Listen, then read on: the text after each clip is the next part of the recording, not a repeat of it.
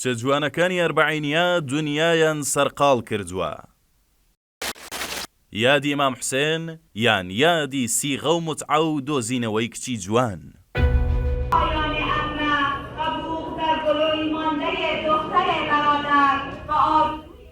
لە نێو یادەکانی شین و کوژرانی حوسێندا دروست لەو جێگە قەرەباڵغ و شلۆقەی کەربەلادا کە سەدان هەزار کەس دەگرین و هاوار دەکەن نەفرەت بۆ بکوژانت حەزرەت پلەی گەرمای 55 و ساڵ یادی 1300مینی کوژران و شەهیدبوونی حەزرەتی حوسێن بۆ هێندێک هەر گریان و زنجیر لە خۆدان و شین و شەپۆڕە و بۆ هێندێکیش خێر و بەرەکەت و کاپڵاندنە.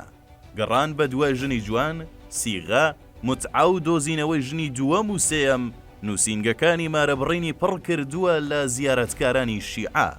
هاتنی هەزاران ئافرەتی شۆخوشەنگی بێوەژنی ئێرانی و لوبنانی و هەزاران کچی قەشەنگی شوونە کردو و فرسەتێکە بۆ ئەو پیاوە عێراقیانەی کە لە ترسی زەبروزەنگی هاوژینەکەیان لە ساڵەکەدا دەرفەتی دەرچوونێکیان نەبووە. هەر بۆیە یادی حوسێن وەردە خەریکە لە یادێکی شینگێڕانەوە دەگۆڕێت بۆ یادی پێکگەیشتن و شیرینی خواردنەوە و یەکتر هەڵبژاردن.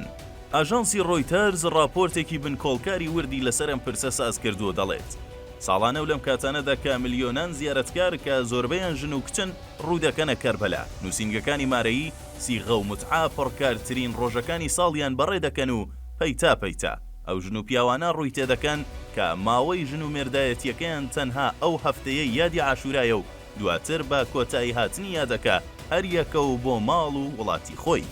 ئاژانسەکە دەڵێت هەر تەنها پیاوانی شیعەی شارە نزیکەکان پرۆسەکان جام ناجەن، بەڵکو پیاوانی شارەکانی تریش لە کورد و سوننەش دێن و خۆیان دەگەیەن نەشوێنی حاصلبوونی مراسیان. ئەو ژن و پیاوانەی بەو پرۆسەی ڕازین دەچن و خۆیان دەگەیەنە ئەو ئۆفیسانەی هاوسەرگیری کە لەلایەن مەلا شیعەکانەوە کراونەتەوە و بۆ ماوەی هەفتەیەک و زیاتر خۆیان لە یەک حەڵاڵ دەکەن. دوایەوەش گرێبەستەکە کۆتایی دێت و تا ساڵێکی تر و عاشورایەکی تر تەنها یادگاریەکانیان دەمێنێتەوە. لەلایەکی دیکەوە لەو ژن و پیاوانەی تەنها بۆ سیغەکە خۆیان دەگەیەنە کەربەلا سوودمەندتر ئەو مەلاو ئاخوندە شیعانن کە بۆ هەر بە یەکگەیاندن و مارەیەکی کاتی 50 بۆ 100 دۆلار وەردەگرن و بە دوو خولەک هەم ئەوان لە یەکدی حەڵاڵ دەکەن و هەم گیرفانی خاڵی خۆیان گەرم دەکەنەوە. زۆربوونی ئەم جۆرە هاوسەرگیریە بە تایبەت لەم یادانەدا بەلە شیعەکانەوە نەک کارێک و پرۆسەیەکی یاساییە، بەڵکو زۆر باشە ئەوان دەڵێن ئەوە هاندانێکی باشە تا زۆرترین زیارەتکار بگاتە کەربەلا و هەوڵێکی باشیشە بۆ دوورکەوتنەوە لە فاحیشە و زینا. متعەکردنیش بەڕای زۆربەی ئیمامەکانیان کارێکی دروست و ڕێگا پێدراوە و خێرێکی نەبڕاوەشی هەیە بۆ دنیا و قیامەتیان.